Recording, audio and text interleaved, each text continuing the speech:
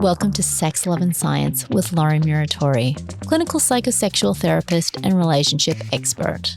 This podcast explores sexuality, relationships, and the many facets in between, aiming to normalize sexual conversations, issues that we all face.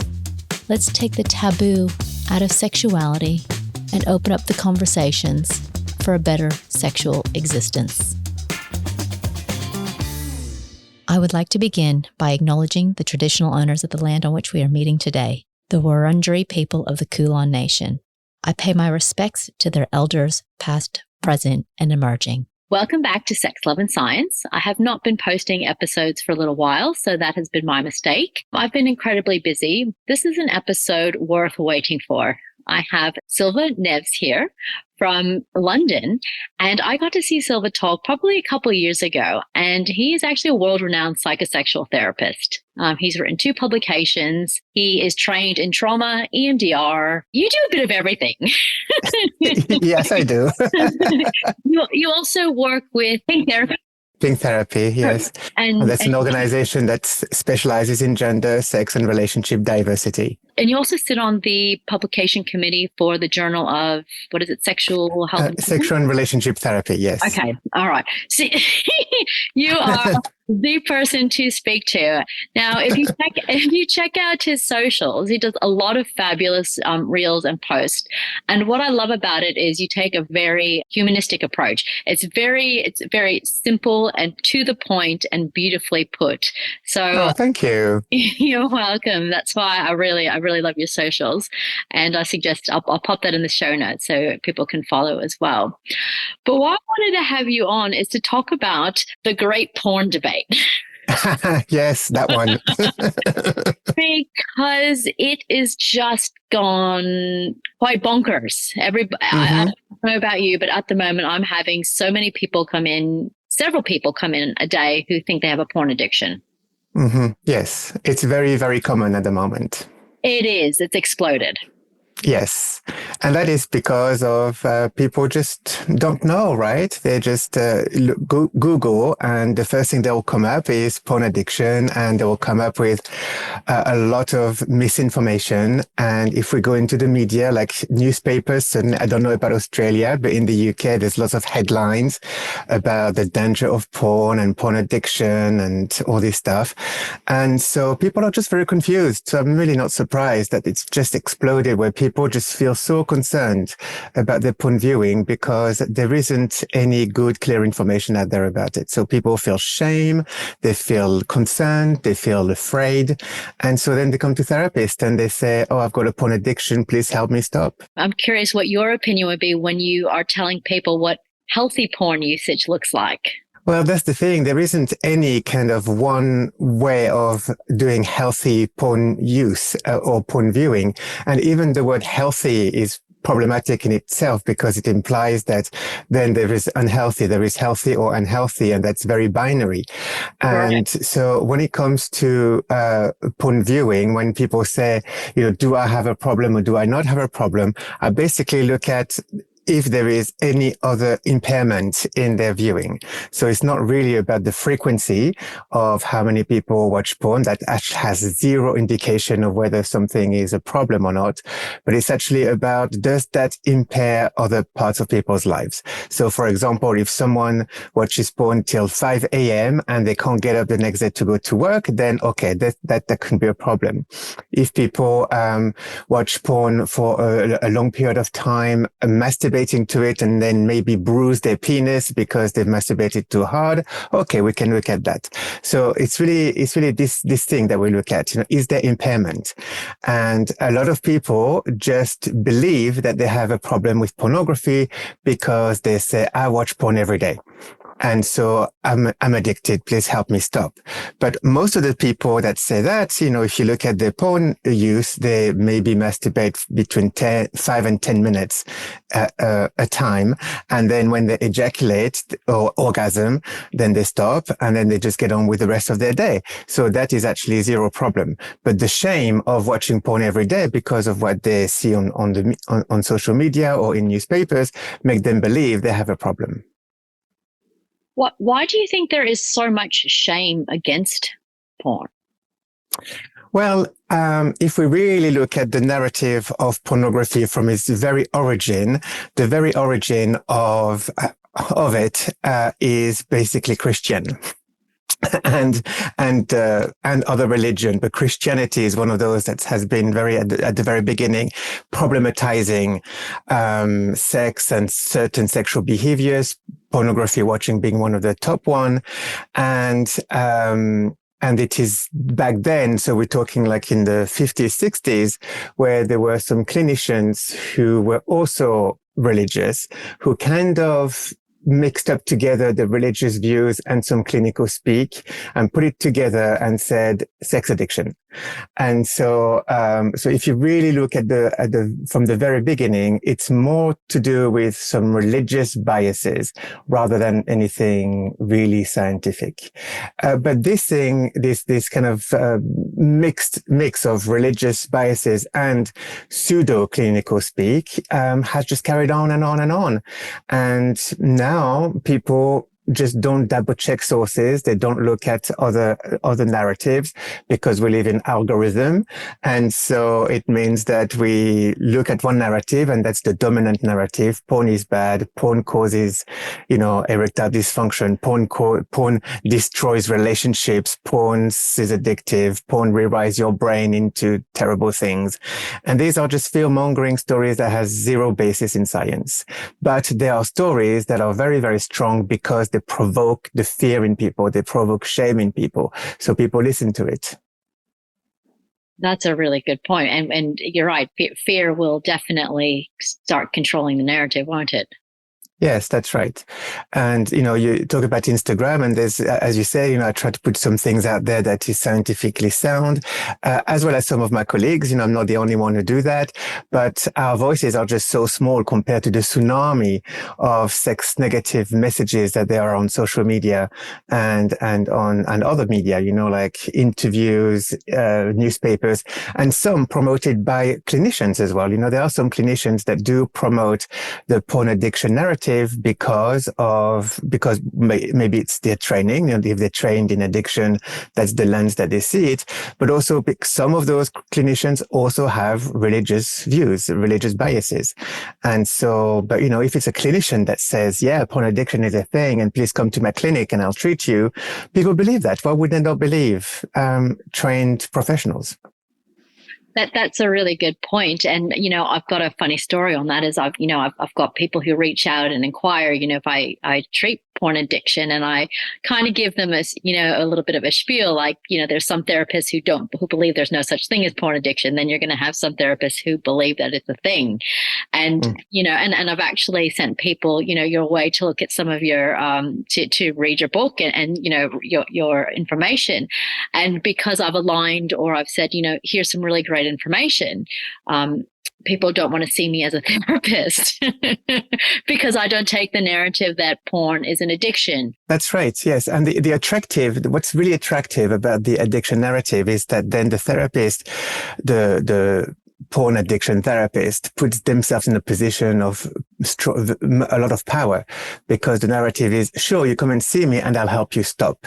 And what that means is that then the client or the person seeking help feels soothed straight away because they think, oh, here's the answer. It's almost like a pill or the magic wand. I'm going to see this therapist and then I'm going to stop watching porn.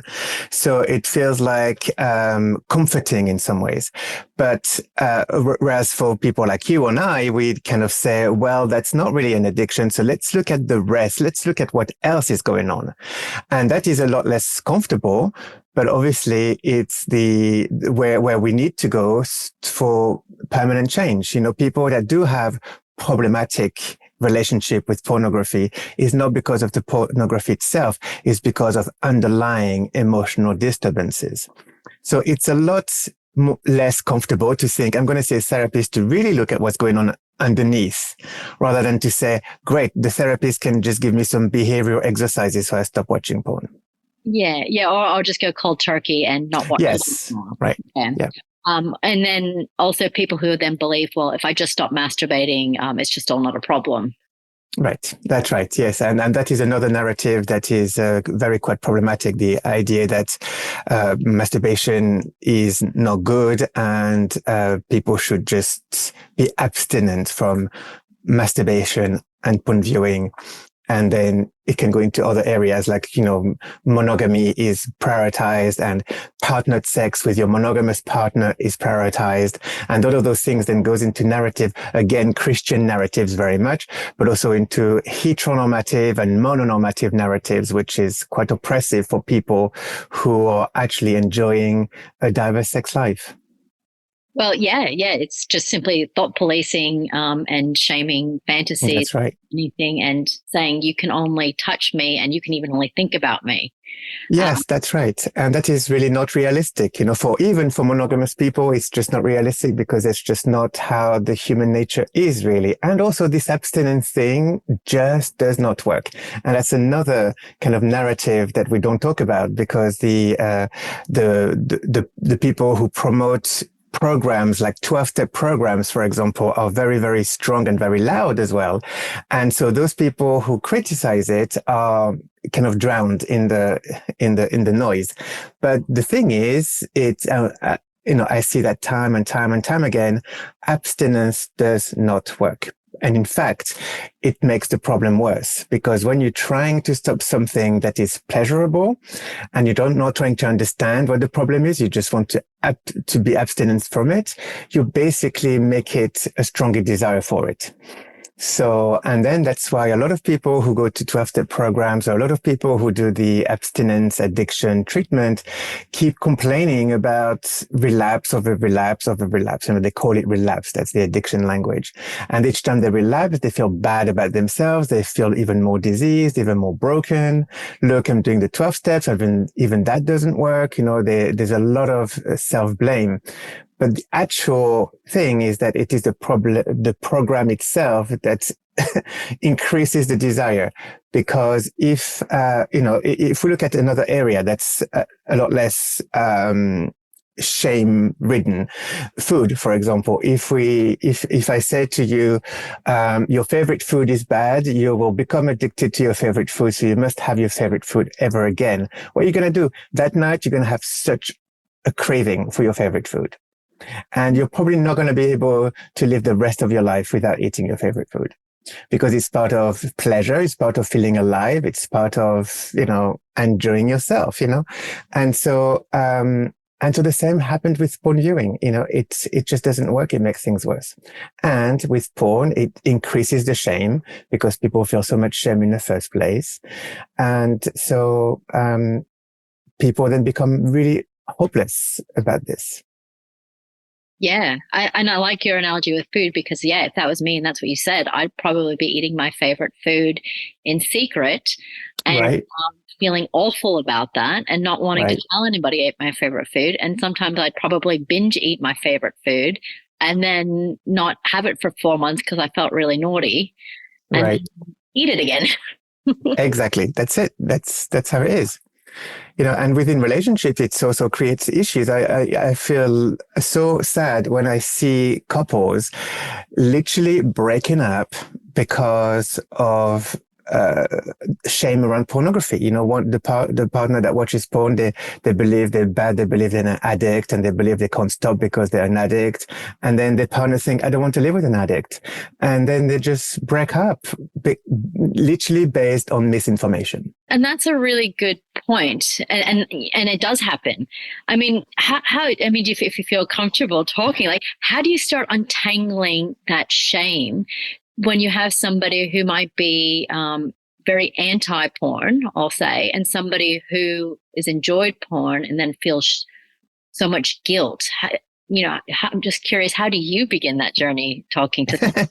Yeah, it's a tricky one. Well, the thing that I always do at the beginning, especially if I see a couple who have an issue with that, is that I'm saying, I'm not going to ask any of you to change your mind or your values about pornography. That's not what we want to do here.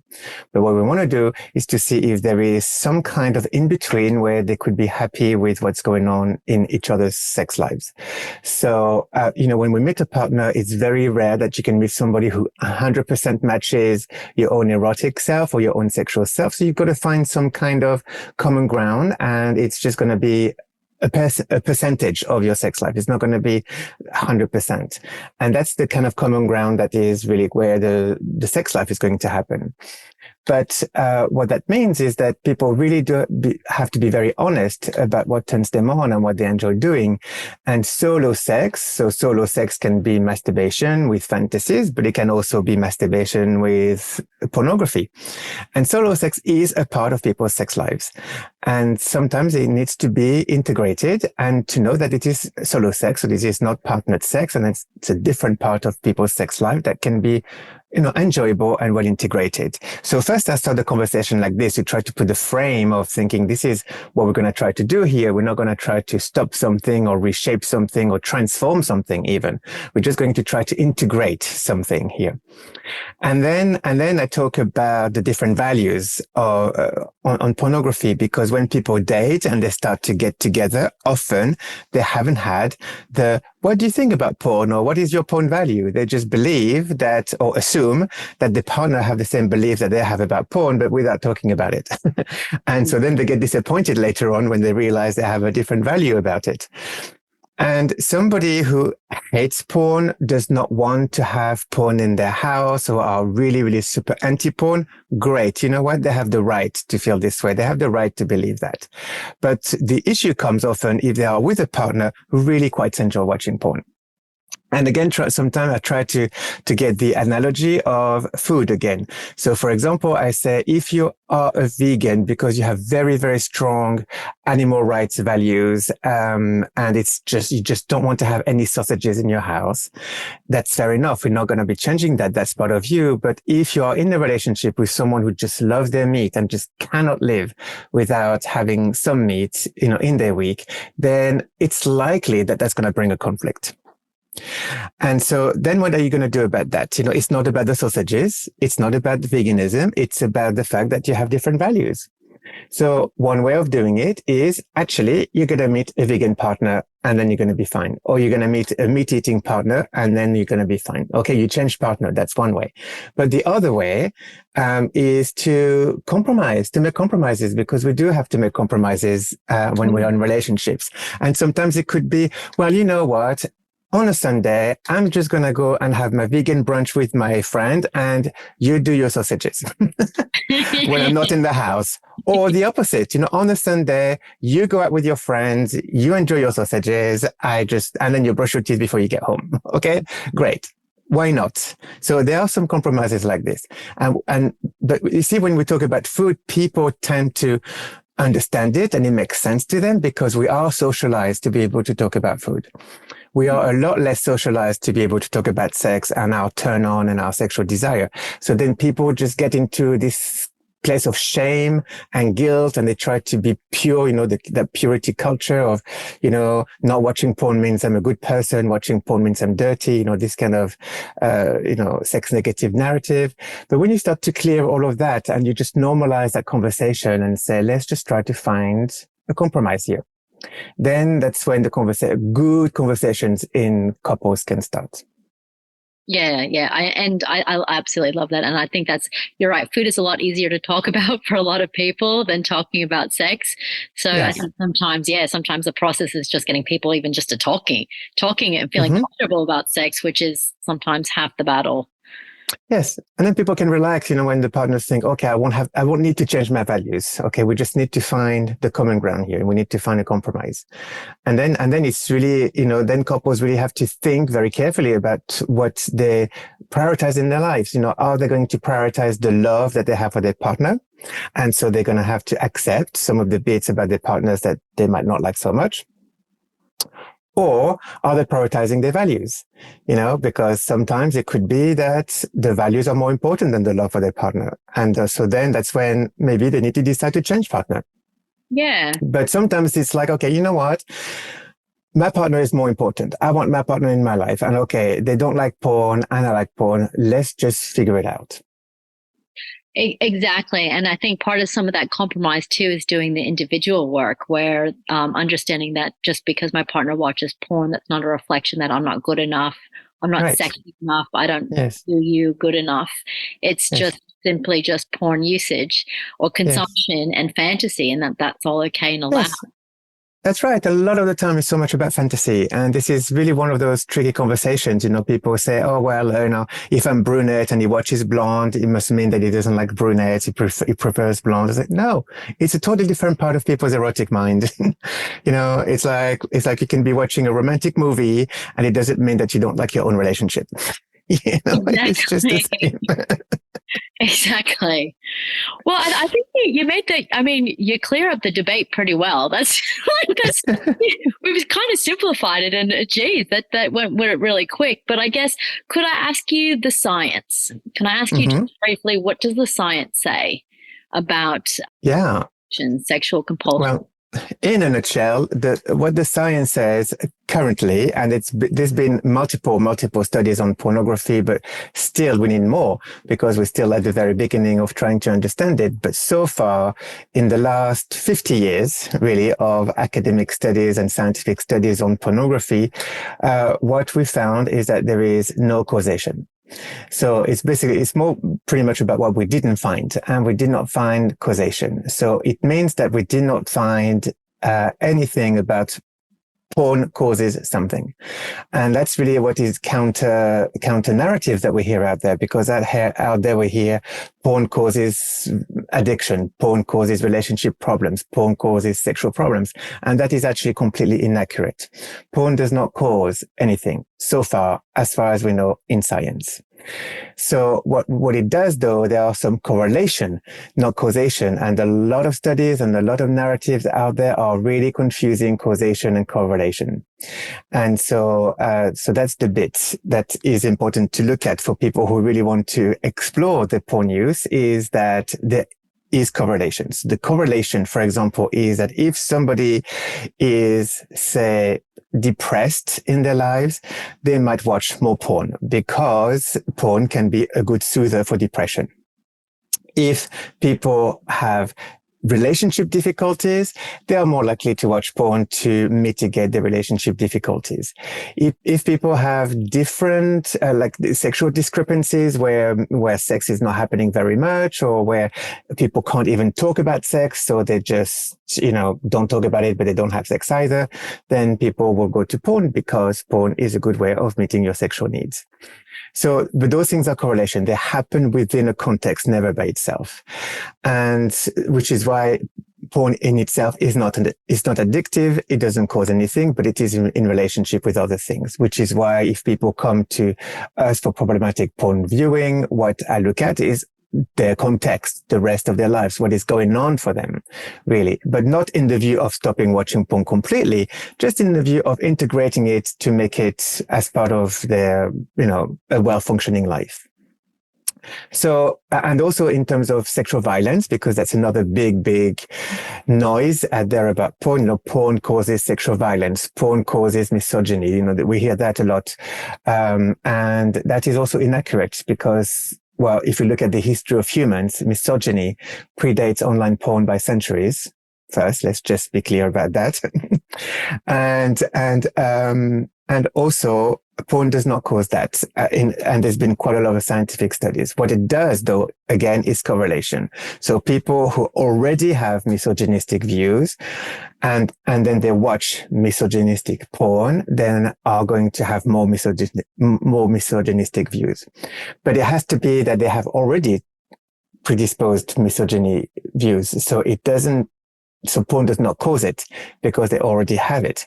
And then they have to watch one type of specific porn, which is the misogynistic porn.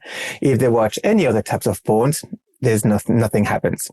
So it's pre-existing misogynistic views, watching misogynistic porn, then that can increase misogyny. Okay. So that's quite specific, really. And it's very different from porn causes this. And in that, also what people don't talk about when people talk about porn is that they just say that porn, right? But porn is so diverse. There are many, many, many genres. There are many types of porn. Some porns, not great in terms of the misogynistic porn, for example. Not great. But then there's also lots and lots of other types of porns that are a lot better, like ethical porns, feminist porn, and all these kind of things. Queer porn as well is very good for queer people. And that's also what the research is pointing towards as well. So scientifically speaking, that's all we know so far. We also don't know yet if porn can be a source of good sex education, because some research says porn is not good sex education. So, of course, if people watch only penises that are 10 inches long and hairless vulvas, sure, that's not good sex education. But also, sometimes porn can show people where the clitoris is and where things go into what, okay? For people that have zero sex education. So, studies are divided on that. We don't have a consensus. They say that parts of porn could be good sex education, but some of it is not. So again, we have to stay in the middle, in that kind of nuanced space, and not automatically tell people, oh, if you watch porn, it's bad sex education for you. It might be, it might not be. So that's it really in a nutshell. That's what we know and what we don't know. No, that's huge. I think that clarifies it so much. And I think your point about the education part, I think I'll just tie that back to the misogyny is, if you're looking at misogynistic porn and then saying that's, educational, of course, people are going to say porn's not, it's misogynistic and it's not a form of education. But if you were looking at something that was educational, or, make love, not porn, or, right. something, along those lines, it is showing something. So it's very subjective, and and people aren't specific on the context. It's just very blanket, very large statements that kind of encompass everything that nobody's really talking about. It's just porn's bad because of this. Yes, that's right. And then there's also some good stuff about porn that is really the new research that is starting to emerge. And so I'm really interested to see what's coming of it. We need more research on that. But so far, really in the last 50 years, we've tended to study what is the problem about porn, and is it a problem or is it not a problem? But we've not really had any good studies on, is porn good for some things, right? Yeah. And that's like a different lens to look at those studies. And it's just starting now to emerge that we see that in relationships, for example, if both partners have positive values about porn and they watch porn together, that can enhance the sex life. So porn could be a good sex enhancer for couples, in that context. And what we're also starting to see is that queer porn for queer people can be a meaningful place, because queer bodies and queer sexuality. So, we're talking about same-sex sexual activities, but we're also talking about people in non-binary or gender non-conforming bodies. Porn can be a place of meaning for them because those bodies and those sexualities are not affirmed in our society out there. So if you see, even in countries that are liberal, like the UK and Australia, what we might see gay couples together, we might see trans people together, but usually it will be in a context of acute relationship, with a little peck on the lips. Maybe now we can see even that can cause issues anyway, but we can see that now, but we're not seeing the passionate kisses. We're not seeing the vibrant sexuality, because that stays behind closed doors. It's not really very much in our society, but we do see heterosexual passionate kisses and sex scenes in almost all the movies, but not the queer ones. So because of that, queer people who access queer porn is a place where they can see their own bodies like theirs and sexuality like theirs being in passionate sexual spaces. And so they can be validated and they can be affirmed by those images. And of course, if they masturbate to it and they have orgasms watching this, it can also affirm positively in a pleasurable way their sexuality. So there is now some research that's really pointing at that as well. So I think it's really important also to look at the benefits of porn, how it can enhance people's sex lives, how it can enhance people's mental health. And in some places it can. A woman watching misogynistic porn, no, that's not going to do anything good for your mental health.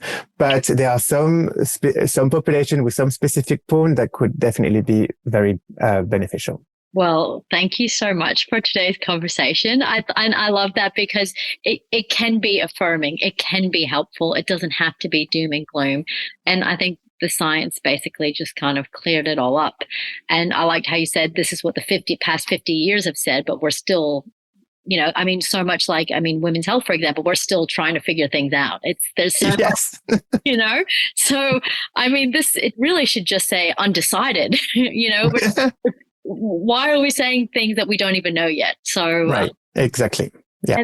And then the dilemma we have as therapists is we're censored so badly on socials and in other spaces that we can't get these messages out. So, hopefully some people can listen today and have a little bit more clarity about porn. So, So thank you for doing this podcast. It's so important, really, for the right information out there.